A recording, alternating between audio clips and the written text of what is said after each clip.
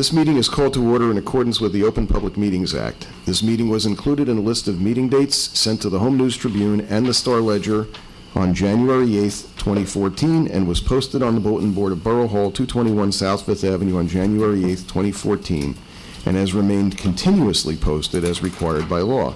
The fire exits are to my left and right, your right and left respectively. I would ask members of the public, as well as on the dais, to please speak into the microphones. Assistive listening devices are available. Mark and Jane, would you both lead us in the pledge, please? To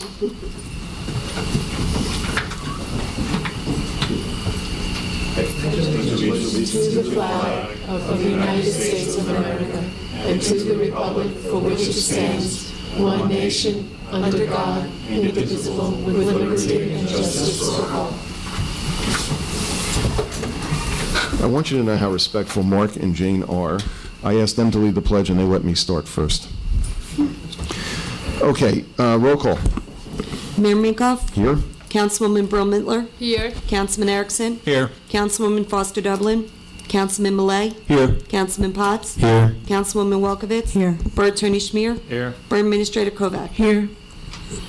Okay, do we have a Main Street minute tonight? I don't believe we do, which is fine. However, something which is relatively new to these proceedings, we do have a library minute, and Mark Mappin, the president of the library board, and Jane Stanley, the director of the library, have been nice enough to join us. So if one or both of you would like to take 1 minute and brief us on happenings at the library, that would be terrific. Okay, thank you, Gary, for the opportunity to talk about the Highland Park Public Library, my favorite topic. There's a lot of good news to share with you. We have compiled statistics, and the arrows are pointing up. Many of these statistics we send to the State Library in Trenton, and so we can compare the Highland Park Public Library with other community libraries. Our circulation is much higher than average for libraries our size. It works out to 12 circulated items for every man, woman, and child in Highland Park over the course of the year. We are keeping up with technology. Twice as many e-books or digital books, or whatever you want to call them, were downloaded by library patrons last year in 2013. More, like twice as many as were used in the previous year. There were 24,000 computer internet use sessions, people using the computers at the library. On the average, we have 66 people come into the library every hour we are open. On the average, 66 people, which is pretty impressive, I think. And if you look at it at the course of a year, we have 184,574 people coming into the library. They can be the same people coming in, but it's a pretty high number, I must say.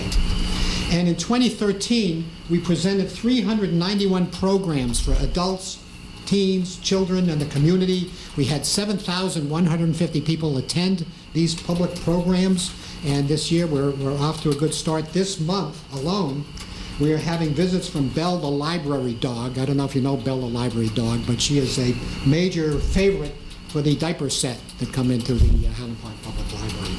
We have an outdoor planting program. We did a screening this month of the classic movie The Producers. There was a presentation by noted New Jersey poets. We have a childbirth education session in Israeli film, which is part of our very popular international film program. And what are you going to do for teenagers? Well, we have programs for them too, nail art and bead craft, and many more. And this is what we've just done in May of this year. Also this month, as I'm sure you know, over this weekend, we had the library book sale, which is organized and operated by the Friends of the Library. And I really think this is one of the largest volunteer programs in the borough. It's very complex when you look at it. Thousands of books are brought into the library by hundreds of residents. These books are sorted, tables are set up, money is collected, and the Friends brought in over $6,000. So it was a very successful book sale. And we want to express our thanks to the Department of Public Works for doing the recycling work that this requires, the book sale. This is really a community tradition, I think, in Highland Park.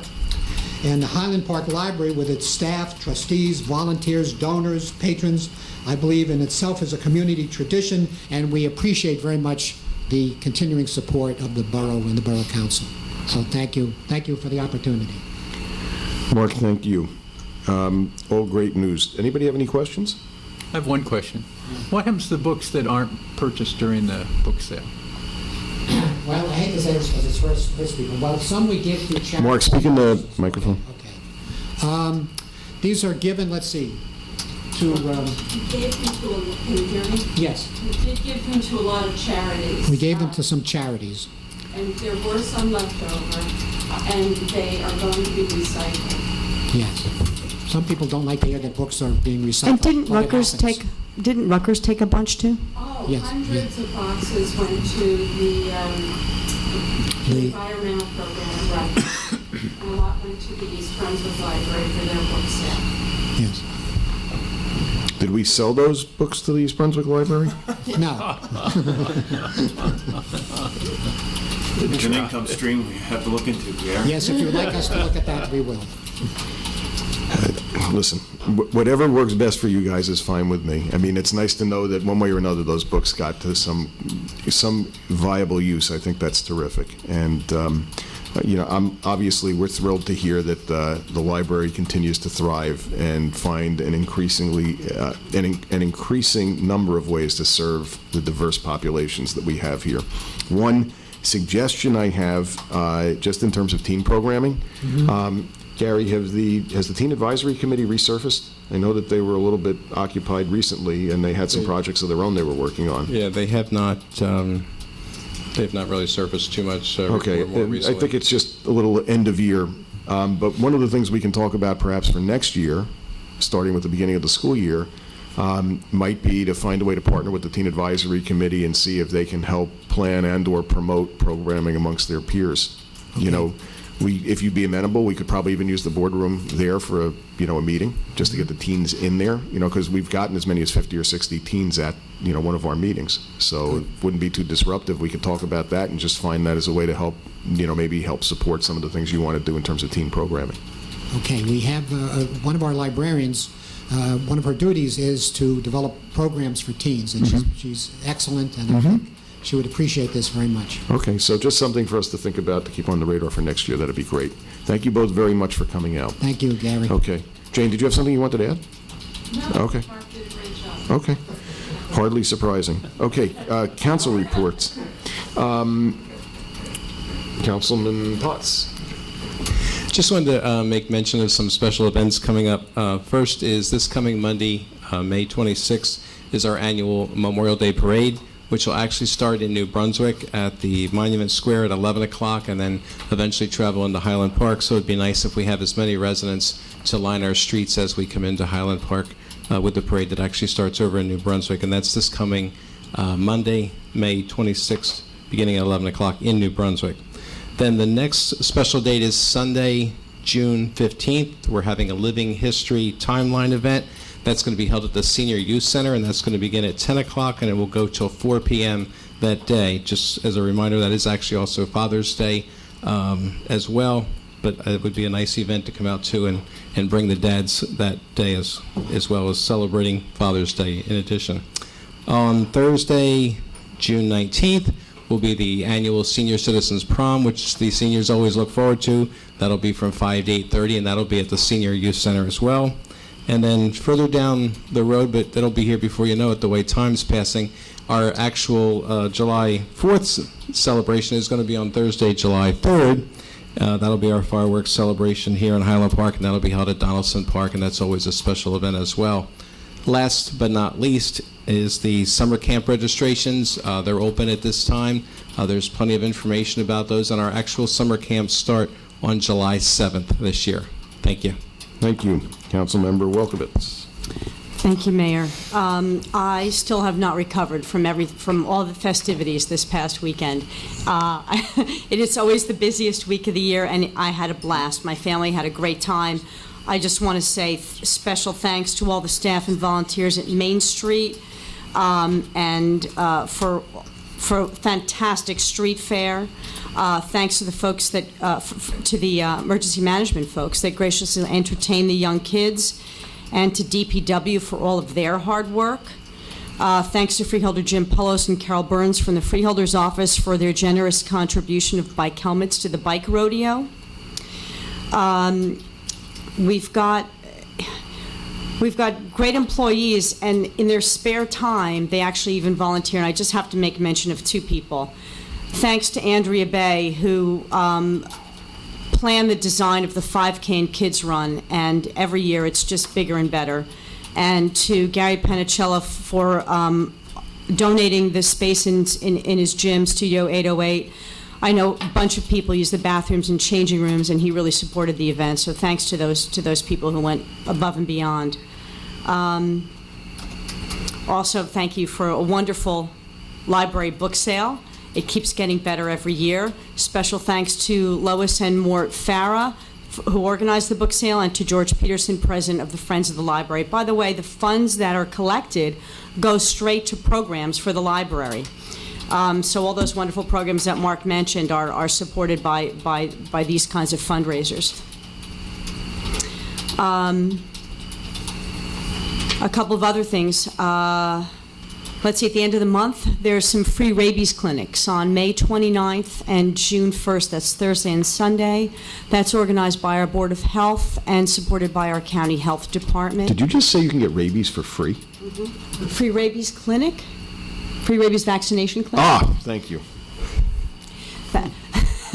Okay. Thanks for being so literal.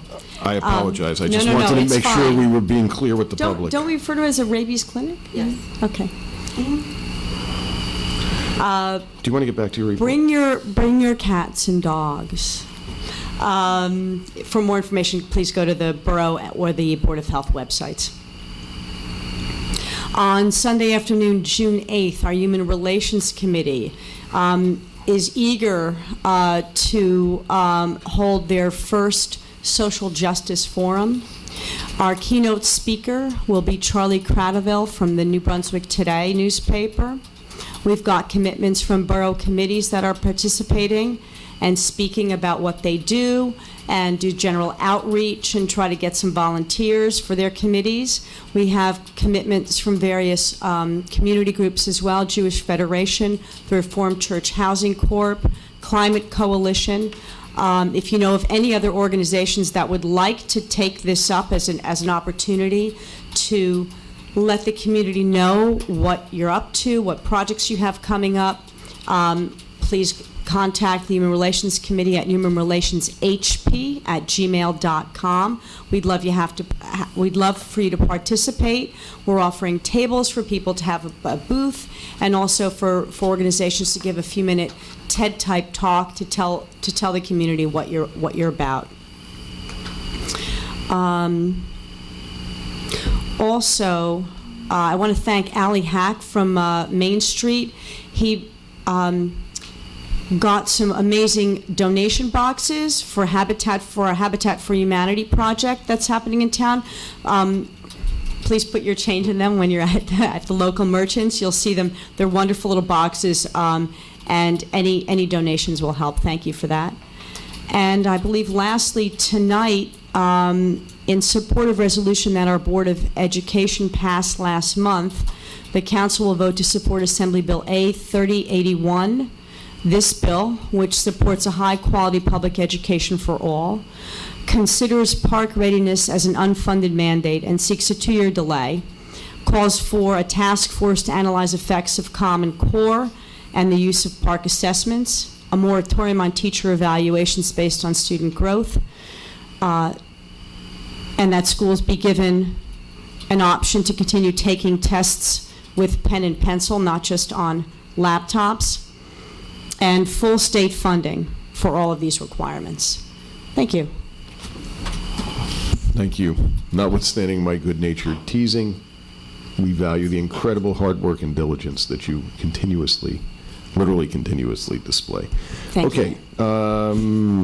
Councilmember Bill Miller. Thank you, Mayor, and thank you, Councilwoman Welkowitz, for the report on Main Street's street fair. The only thing I would would add to what Councilwoman Welkowitz said, I want to extend a big thank you to Jenny Chapman, Rebecca Hirsch, who is our director of Main Street, who was actually coordinating these events with Kim Van Arthos while Rebecca was home on maternity leave, and I understand she runs the Main Street operations from her recliner as she recuperates from just having a wonderful, adorable little boy.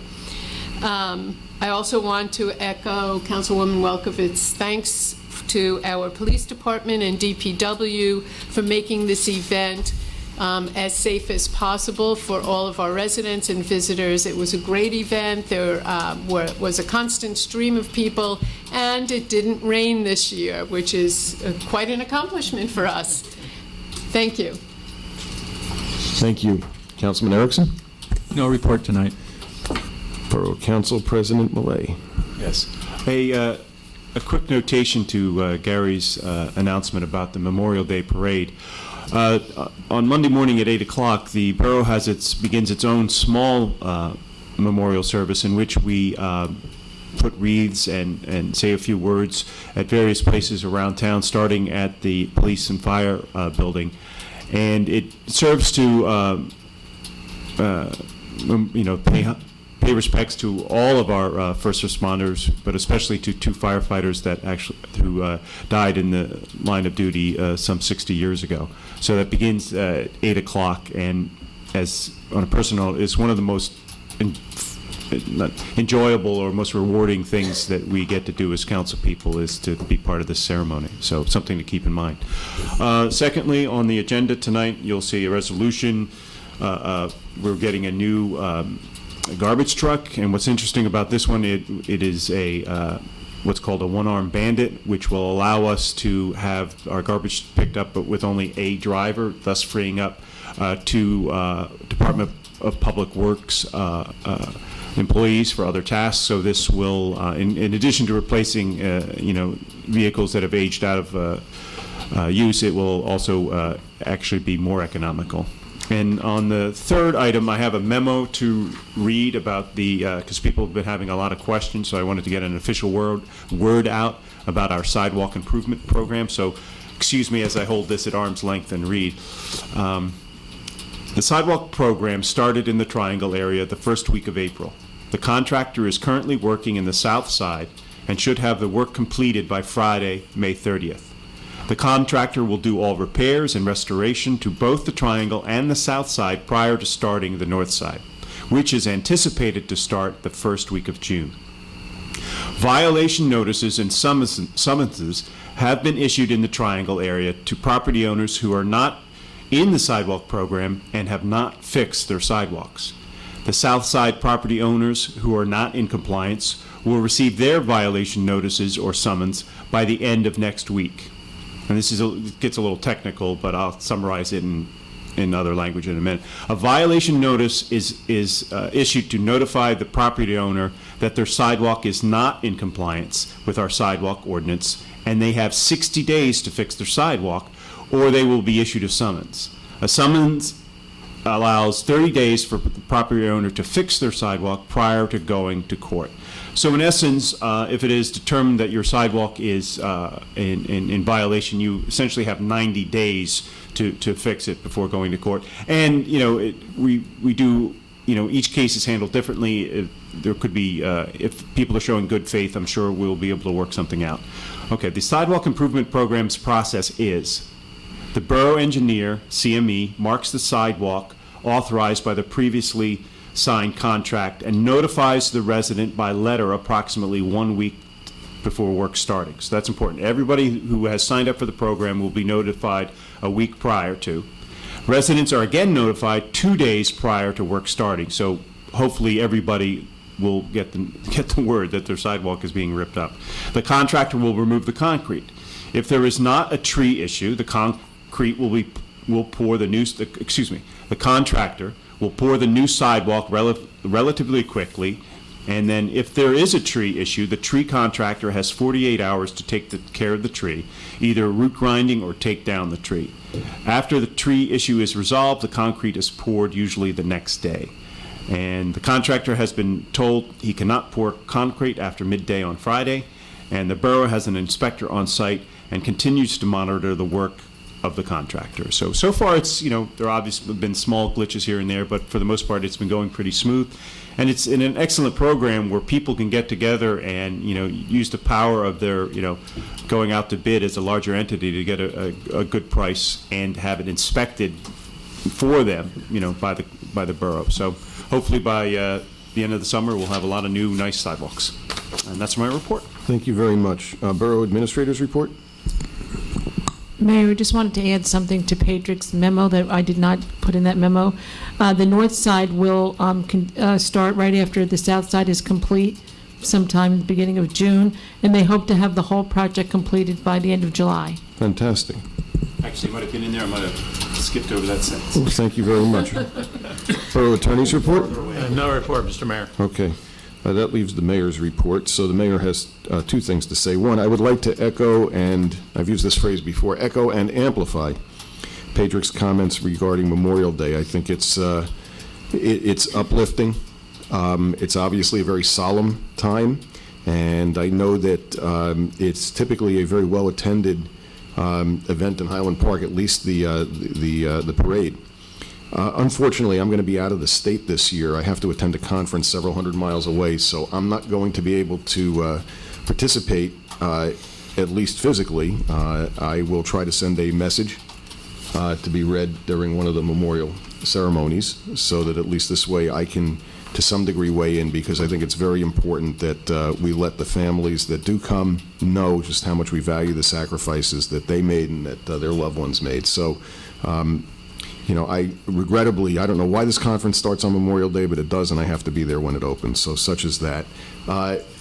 Regarding something I have mentioned at a couple of council meetings, and I had sent a letter out to everybody in the community, and I said that I would send another letter when this is done, which is why a letter has not gone out, because it turns out it's not completely done. But we had 4 pad transformers that were, as we had said many times before, bypassing, if you will, the damaged Edison substation that was generating our power from PSE&G, or at least transmitting that power. And it turns out that substation is now back online. It has been fully repaired. It's functional, at least as good, if not better, than it was before the fire in January. And all 4 of the pad transformers have been removed, which is a good thing. However, there are some fence posts and some fencing, and I think some other debris that remains in a couple of locations. So I am told that should be removed over the next week or 2, and then all the vestiges of that unhappy series of events should just be a memory at that point. So in addition to that, I understand that there may be a few situations where there were issues regarding, I don't want to call it property damage to landscaping, lawns, whatever the case might be. PSE&G has a landscape contractor. I believe they're interacting with those people directly. They're doing inspections, whatever the case may be, and they will address those issues directly with the property owners. That's my report for this evening. Okay, so we're up to public discussion. Is there any comment from the public? Okay, seeing that there's none, we're up to our consent agenda, which includes the following resolutions. So I need a motion to adopt the following.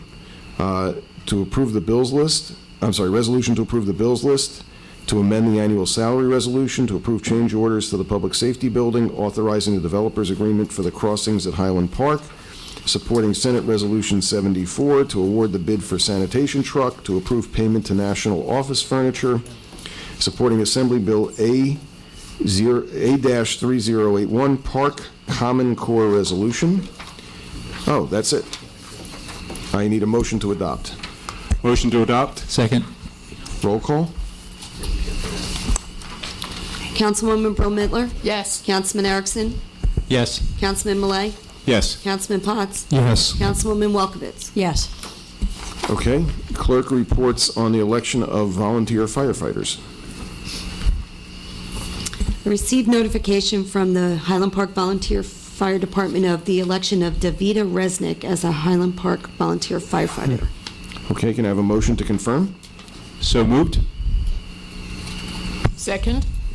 Roll call? Councilwoman Brill Mittler? Yes. Councilman Erickson? Yes. Councilman Malay? Yes. Councilman Potts? Yes. Councilwoman Welkowitz? Yes. Okay. I assume there are no open items. We're up to our second public discussion. Any public comment? Chief? Do we consider the chief a member of the public? I just wanted, I'm sure Mr. Williams probably couldn't be here tonight, but he asked that I report at this council meeting on something. He was interested in knowing how many distracted driving summonses, and since he'll probably watch the council meeting on the Highland Park TV, I thought I would give him that answer. Anyone else that may be interested. Year-to-date, 2,124 summonses have been issued for motor vehicle violations, and out of that, 136 were for distracted driving. So just wanted to... Year-to-date, meaning at the start of this January? That's correct. Wow. Okay, thank you. Okay, so I assume there's no other public discussion. Seeing that there's none, can I have a motion to adjourn? So moved? Second. Okay, meeting's adjourned. Thank you.